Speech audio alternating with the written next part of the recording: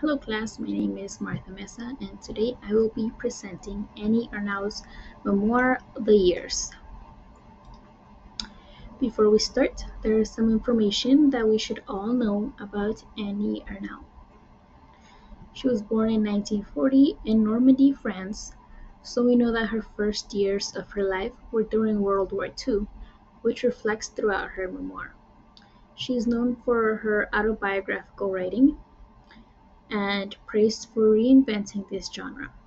In her works, she explores themes of memory and time, as well as sexuality and gender roles. In 2022, Ernaux won the Nobel Prize in Literature for her groundbreaking work in autobiographical writing.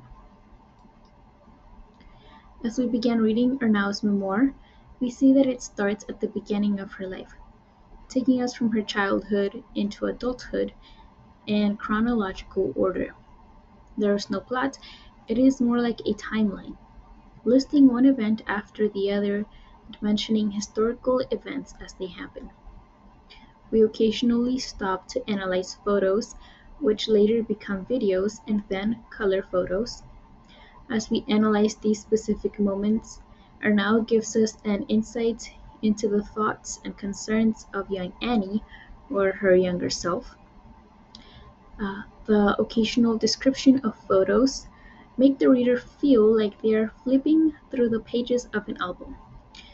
They are being told what life was like during the time that the photo was taken. It is also important to mention the use of we, she, and they. Ernaux uses we instead of I to refer to the experiences of her generation, more specifically women her age. The use of she is occasional, only seen after Ernaux describes a photo or video. It is like looking at a particular specimen of that generation, focusing on her thoughts and concerns. Ernaux is looking at her past self from a distance, almost like she is talking about a different person. And I believe that she is really talking about someone else, someone who she will never again be. A child, teenager, young adult. The use of they is also seen when she talks about the experiences of the adults and when she talks about the experiences of men. So it feels like something else, something that is part that she did not experience herself.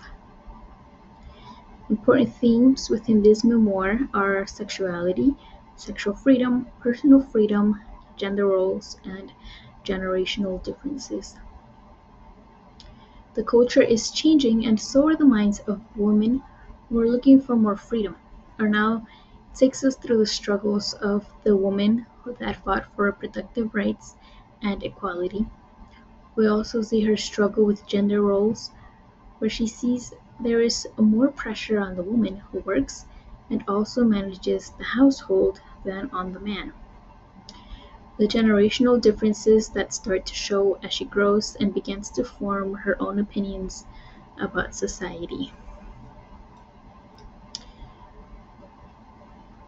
We see as perspective begins to change.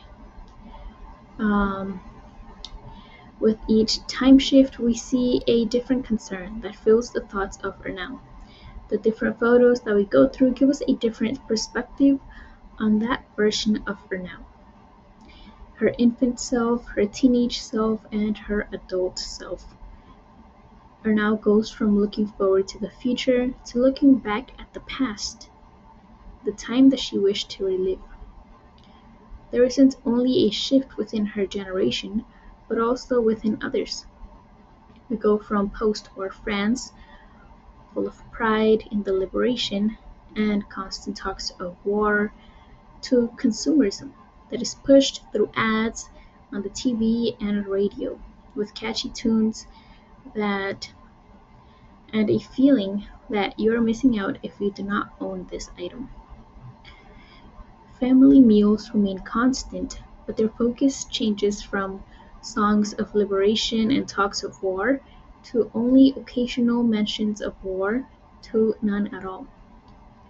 From speaking of the past to focusing on the present, Ernaux writes, "The bond with the past was fading, only the present was imparted now." Through her memoir, Ernaux shows us the historical events that she lived, from the liberation to technological advances such as color TV and color pictures to handheld video cameras, from wars such as the Vietnam War to revolutions such as May 1968, reproductive freedom like birth control pills and abortion. In conclusion, Arnaud takes us through the years of her life, cementing in writing not only her lived experiences, but those of her generation.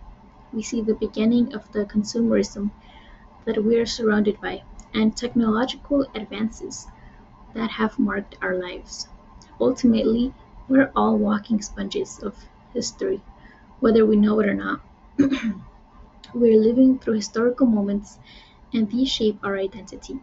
We have lived through the advancements of the cell phone, electric vehicles, and now the implementation of AI and the widespread use of it. And now it's your turn. I would like to share a quote that I found very interesting. They spoke of year 2000. They took pleasure in imagining life at the end of the century, with mules replaced by pills, robots doing all the work, and houses on the moon. I want to take this opportunity to create a collective memory with all of you.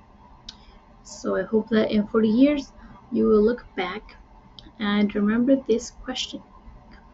What do you think life will be like in 40 years? Will the Tesla robots finally take care of all our household chores? Will public transportation be conducted by self-driving vehicles? Will we have a colony on the moon? So take your time to consider this.